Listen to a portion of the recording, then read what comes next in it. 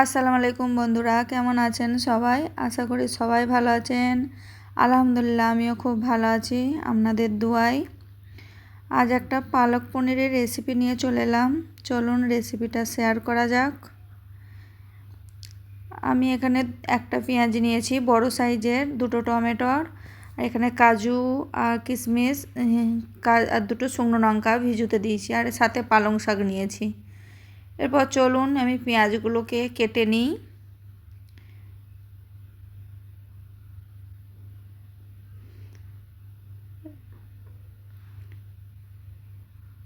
পেঁয়াজটা আমি বারিক করিনি, এমনি নর্মালভাবে কুচি নিয়েছি সিদ্ধ করতে দেবো বলে।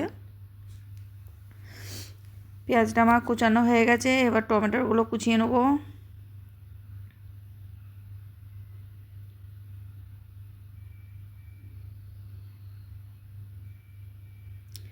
এরপর একটা প্যান নিয়ে নিলাম, ওর মধ্যে টমেটোর আর পেঁয়াজ কুচিগুলো আর ওই কাজু আর শুকনো লঙ্কা, এর মধ্যে কটা গোলও দিয়ে দেবো, দিয়ে কিছুটা পানি দিয়ে সিদ্ধ করতে দিয়ে দেবো। এটা সিদ্ধ হোক, চলুন ততক্ষণে আমি পালং শাকগুলো বেছে নিই। পালং শাকটা খুবই ফ্রেশ আছে, তাও আমি একবার পরিষ্কার করে নিই। দেখুন আমার পরিষ্কার হয়ে গেছে। চলুন এটা রেখে দিই, ধুয়ে নেবো, ধুয়ে রেখে দেবো। ততক্ষণে আমার এটা দেখুন সিদ্ধ হয়ে গেছে পেঁয়াজটা। এটা একটা জায়গায় ঢেলে নিয়েছি। ওই প্যানেতেই আমি পালং শাকটাও সিদ্ধ করতে দিয়ে দিলাম।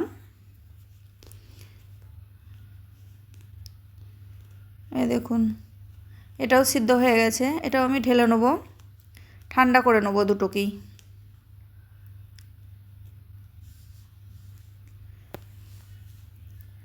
দেখুন পেঁয়াজটা আর টমেটোটাও হয়ে গেছে ঠান্ডা।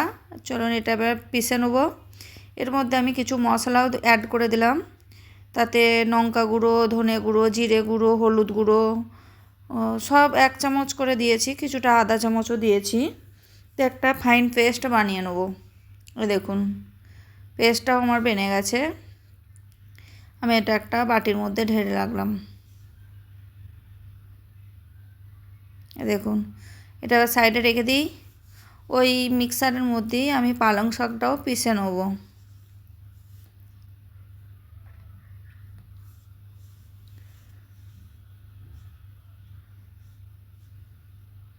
দেখুন পালং শাকটাও আমার হয়ে গেছে পিষা, এটা আমি সাইডে রেখে দেবো। এবার আমি পনিরটা নিয়ে নিলাম। এখানে 500 গ্রামের মতন পনির আছে, আর একটু বড় বড় সাইজ করে কেটে নেব, ছোট করব না, বাড়ির জন্য বানাচ্ছি তো।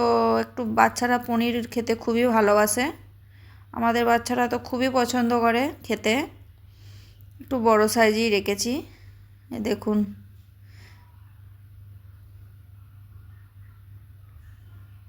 দেখুন পনিরগুলো আমার কাটা হয়ে গেছে।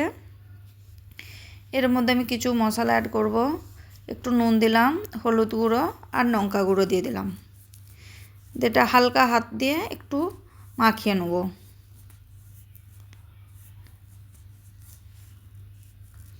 এবার আমি প্যান নিয়ে নিয়েছি, ওতে একটু তেল দিয়ে দিলাম। আপনারা চাইলে বাটার দিতে পারেন, আমি তেল দিয়ে করছি এটা। তো পনিরগুলো এর মধ্যে দিয়ে দিলাম, ভালো করে উল্টে পাল্টে ভেজে নিতে হবে পনিরগুলোকে। এই দেখুন বন্ধুরা আমার পনিরটা ভাজা হয়ে গেছে। এটা চলুন এবার সাইডে রেখে দিই। আমি একটা কড়া নিয়ে নিয়েছি, কড়াইয়ের মধ্যে তেল দিয়ে দিলাম। এখানে আমি রসুন কুচি, আদা কুচি, এলাচ দুটো শুকনো লঙ্কা, তেজপাতা আর একটা গরম মশলা নিয়ে নিয়েছি। দিয়ে আমি সব তেলের মধ্যে ফোড়নে দিয়ে দিলাম। এটা একটু ভেজে নেব। রসুনের গন্ধটা কেটে গেল, আমি এখানে শুকনো মেথি দিয়ে দিলাম। দিয়ে এবার যে পেস্টটা বানিয়েছিলাম পেঁয়াজের, ওইটাকেও দিয়ে দিলাম। দিয়ে ভালো করে মশলাটা একটু কষিয়ে নেব।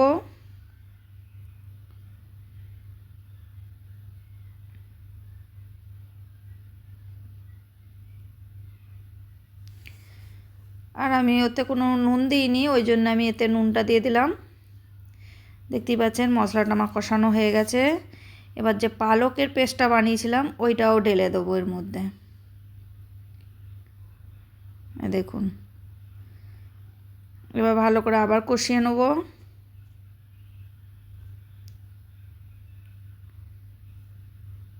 দেখুন,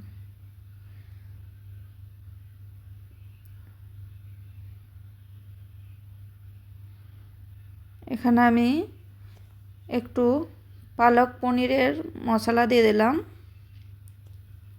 দিয়ে আবার ভালো করে কষিয়ে নেব। এইভাবে বানিয়ে দেখবেন, খুব সুন্দর খেতে লাগে। পানিটা আপনাদের পরিমাণ মতন দেবেন, যার যেমন দরকার, যতটা প্রয়োজন ততটা। আমি অল্প করে দিয়েছি, বেশি দেবো না। দেখুন, চলুন এটা এবার ঢাকা দিয়ে রেখে দেবো কিছুক্ষণের জন্যে। এবার কিছুক্ষণ পরে ঢাকনাটা খুলে দেখুন কালারটা কত সুন্দর এসেছে। আবার একবার ভালো করে নেড়ে নেব। আর যে পনিরটা ভেজে রেখেছিলাম সে পনিরটাও এবার এতে দিয়ে দেবো।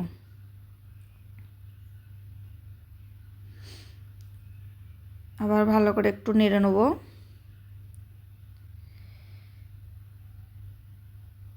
এরপর লাস্টে আমি 1 চামচ ঘি দিয়ে দিলাম, আর একটু গরম মশলা দিয়ে দিলাম। ব্যাস রেডি হয়ে গেল পালক পনির। দেখুন, সব করে দেখাচ্ছি বন্ধুরা, কালারটা দেখুন জাস্ট কত সুন্দর এসেছে। ওকে, ভিডিওটা যদি ভালো লাগে লাইক, কমেন্ট, শেয়ার, সাবস্ক্রাইব করে দেবেন। আর প্লিজ একবার বাড়িতে বানিয়ে দেখবেন, খুব সুন্দর লাগে খেতে। আর আমার পাশে থাকার অনুরোধ রইল। ওকে, আল্লাহ হাফেজ।